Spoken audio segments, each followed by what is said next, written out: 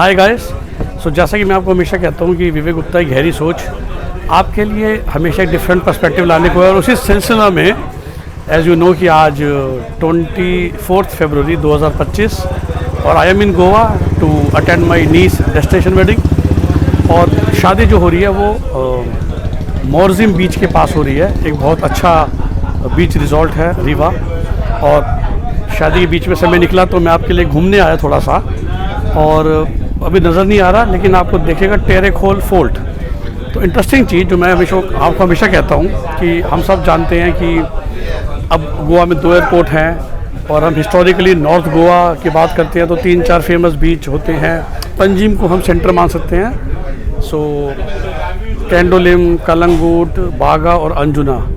Similarly हम south Goa की बात करते हैं तो कोलवा, और फिर उसके नीचे बहुत सारे हैं। देखिए बीच तो जहाँ पर भी इस तरह से मिट्टी है वो बीच हो जाता है। तो आपको सामने नज़र आ रहा है ये क्यूरिम बीच है, और वो मैं आपको दिखाना चाहता था, और अभी वो आएगी जिसमें मैं भी जाऊँगा। तो घूमते समय तो मैं बाय रोड आया था, तो हम रीवा से चले और पहले आरंबोल बीच क्रॉस करा, और क्यूरिम बीच मतलब बीच क्रॉस नहीं करा, हम तो बीच से 1 किलोमीटर बाहर सड़क पे चल रहे होंगे जो बहुत अच्छी सड़क थी, वेरी हाई क्वालिटी। और एक रिवर है जिसका नाम शायद टेरेखोल रिवर ही है, बहुत छोटी रिवर है वैसे, पर वो इस जगह पर ही मीट कर रही है समुद्र से। जी हाँ, यहाँ से आ रही है और यहाँ पर समुद्र से मीट कर रही है।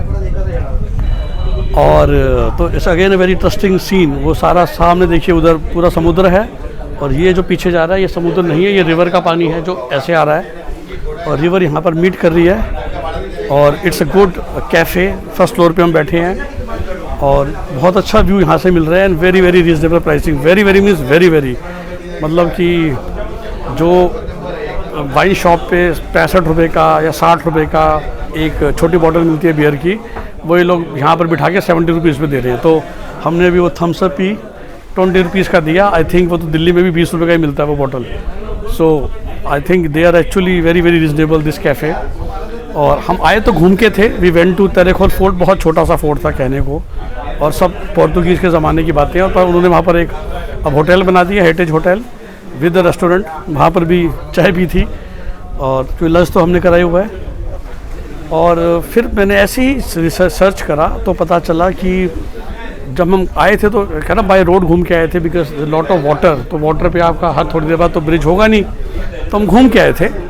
तो पता नहीं मैंने ऐसे ही जब क्लिक करा तो मैंने देखा वहाँ से बोट तो है, और बोट पे फिर 2 व्हीलर्स चढ़ रहे हैं। तो फिर मैंने पूछा, और जब आपने पूछा तो आपको पता चला कि सर एक फेरी है, ताकि आपको 12 किलोमीटर का डिस्टेंस ना ट्रैवल करना पड़े। तो सोचिए हम उस बीच के आगे से गुजरे थे जब मैं आ रहा था, और बहुत लंबा चक्कर काट के हम इस फोर्ट पे गए होंगे।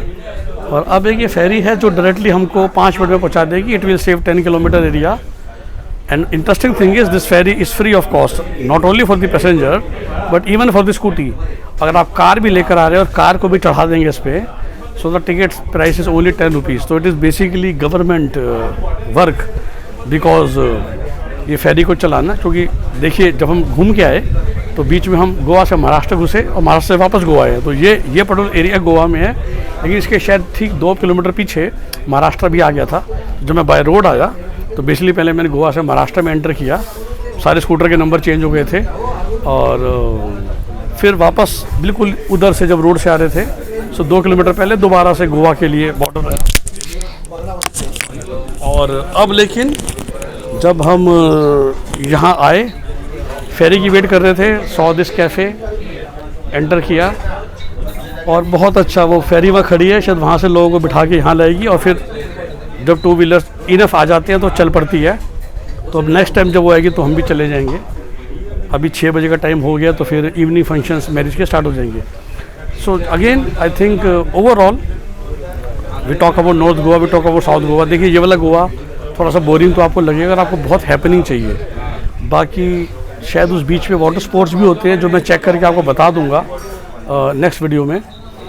तो अगर वाटर स्पोर्ट्स हो रहे हैं, खाने की सारी सुविधाएं हैं, कैफ़ेज़ हैं इस तरह के, फार बेटर व्यू, और बहुत कम भीड़, बहुत मतलब रीजनेबल भीड़। ये ऐसा नहीं खाली आप हो, लेकिन अगर मैं जिस बीच पे हम रह रहे हैं उसे मोरजिम बीच कहते हैं, तो सुबह के टाइम 100-150 लोग होंगे। वहाँ शैक्स भी बने हुए हैं, तो वो जो सब आपको वहाँ मिलता है वो सब यहाँ मिल रहा है, शैक्स हैं, सब कुछ है।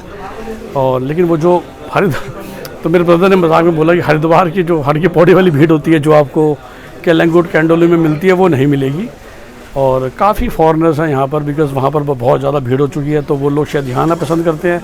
तो ये जो स्ट्रेच है मोरजिम एरम्बोल वाला, इस पे आपको काफ़ी क्लासिक क्राउड मिलता है, lot of foreigners were there, prices again reasonable, जो मैंने आपको एग्जांपल दिया, जो भी होटल से गेस्ट हाउस होंगे वहाँ पर होंगे, खाने की सब चीज़ें मिल रही हैं। और so that's why I think next time when you come to Goa, rather than always staying for North Goa और South Goa, और देखिए दूर करके भी मैं भी चेक कर रहा था गूगल मैप पे, it is 20 kilometre from let's say Calangute बीच। तो ऐसा नहीं है कि बिल्कुल आप बाहर निकल गए।